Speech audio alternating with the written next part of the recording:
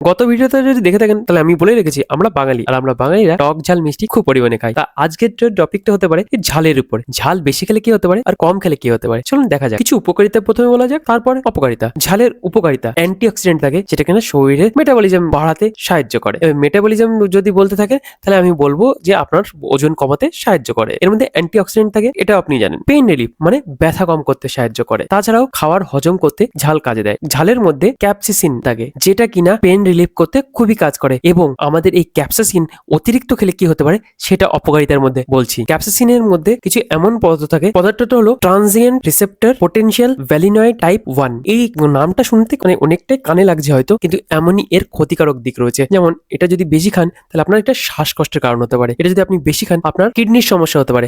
যেমন কিডনিতে পাথর হওয়ার চান্সটাও বেড়ে যায় অতিরিক্ত ঝাল খেলে। তাছাড়াও অতিরিক্ত ঝাল খেলে পরে পাকস্থলীতেও অনেক রকমের সমস্যা হতে পারে। তাছাড়াও চোখের সমস্যা হতে পারে যদি কখনো ওই ঝালটার পরিমাণ বেড়ে যায় বা চোখে লেগে যায়। অতিরিক্ত ঝাল ত্বকের জ্বালাকেও বাড়ায়। কি কি সাবধানতা বরাতে হবে? আপনি যদি অতিরিক্ত ঝাল খেয়ে ফেলেন তাহলে ঝালের যে প্রভাবটা সেটা কমাতে সাহায্য করে একমাত্র দুধ খাবেন, সঙ্গে সঙ্গে আপনার ঝালের প্রভাব কমে যাবে। আপনি ঝাল খাওয়ার পরে অতিরিক্ত পরিমাণে জল খাবেন, যেটা কিনা আপনার পেটে যে সমস্ত সমস্যা হতে পারে সেগুলোতে কম করে দেবে। আর যদি আপনার পেটে কোনো রকমের সমস্যা থাকে, পেপটিক আলসার বা অম্বল, এই সমস্ত জিনিস অ্যাভয়েড করবেন।